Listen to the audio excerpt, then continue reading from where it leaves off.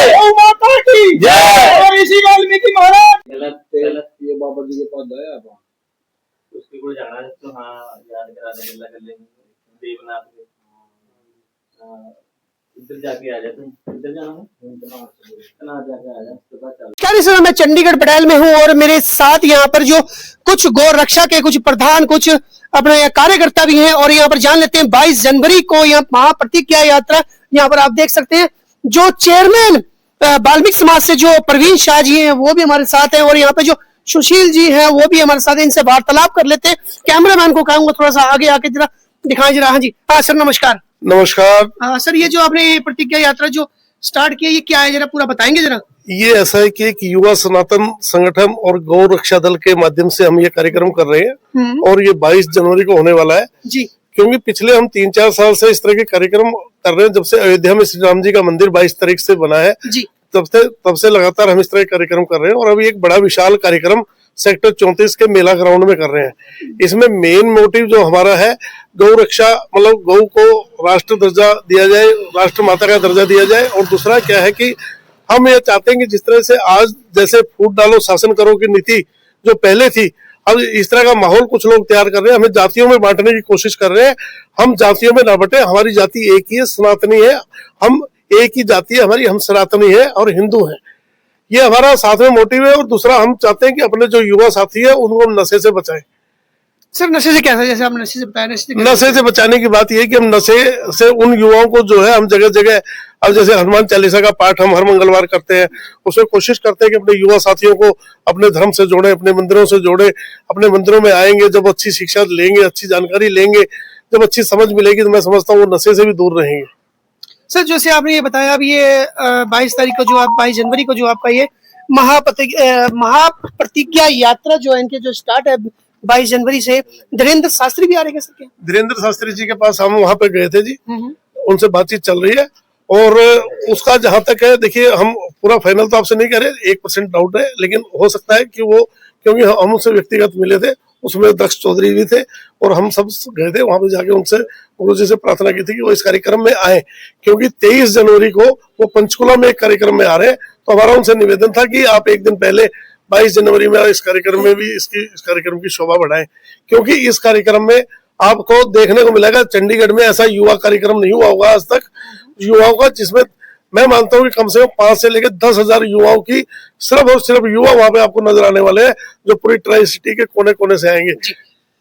ये तो हमारे साथ सुशील जी, और हम जान लेते जरा प्रवीण शाह जी से। प्रवीण शाह जी, आप तो चेयरमैन, आप तो वैसे भी धार्मिक कार्यों में रहते हैं और ज्यादातर आप गुप्त होते हैं, और मैं बस आपसे ये जानना चाहता हूँ जो 22 तारीख को जो आपका ये गौ रक्षा जो है आपका जो ये जो यात्रा, जो पद यात्रा जो आपने निकाली है, ठीक है, इसमें बड़े बड़े मतलब काफी आपके वो महात्मा भी, संत भी आ रहे हैं और एकजुट कर रहे हैं, क्या चंडीगढ़ आपको पूरा सहयोग करेगा? बिल्कुल करेगा, सहयोग करेंगे आप? बिल्कुल सारे सहयोग कर रहे हैं, जिन्हें भी अपने चंडीगढ़ दे भी हैं, दिल्ली तो है, जलंधर तो है, अमृतसर तो है, सारे भरा आ रहे हैं अपने। ठीक है, आपका कैसे सहयोग रहेगा? मेरा पूरा सहयोग है, अमिती खड़े है नाल, ये सारे अमित है, विकास है, जैन साहब, सारे ही है, अपना सहयोग पूरा है। ये है हमारे साथ प्रवीण शाह जिन्होंने जी मैं इसमें एक बात और आपको बताना चाहूंगा, ये हमारा सेक्टर 34 में 22 तारीख को दोपहर 1 से लेकर 3 बजे तक, जिसमें संपूर्णानंद महाराज आचार्य, मतलब श्री श्री 1008 संपूर्णानंद जी महाराज, विकास दास जी महाराज और अन्य बहुत सारे संत महात्मा आ रहे हैं। वहीं कई VIP जो हमारे जो है वो भी इसमें कार्यक्रम में भाग ले रहे हैं। सर क्या टिकट लगेगी? नहीं कोई टिकट नहीं है जी, और फ्री, बिल्कुल फ्री है जी, और बढ़ चढ़ कर आए और एक सनातन की ताकत दिखाए। मैं तो सभी से आपके चैनल के माध्यम से आपसे निवेदन करूंगा कि भाई हमारे जो ये एक ऐसा मौका, सुनहरा मौका है, क्योंकि आज देखिए जगह जगह घटना घट रही है, बांग्लादेश हो चाहे पाकिस्तान हो, किस तरह से बांग्लादेश में हिंदुओं को जला दिया गया। तो अब वक्त आ गया है, अब हमें हथियारों से लैस होकर अपने पास हथियार भी रखने पड़ेंगे, अपनी सुरक्षा के लिए रखने पड़ेंगे। मैं ये नहीं कहता किसी को मारने के लिए, लेकिन जरूरत पड़े तो हमें हथियारों से भी सशक्त रहना पड़ेगा। सुशील जी, क्या कानून के ऊपर से क्या विश्वास उठ गया है? नहीं, कानून के ऊपर से विश्वास नहीं उठा, लेकिन कानून हर जगह नहीं हो सकता, पॉसिबल नहीं है, हर जगह कानून नहीं पहुंच सकता। लेकिन आत्मरक्षा के लिए आप मुझे एक बात बताइए, क्या हमारे देवी देवताओं के पास हथियार नहीं थे?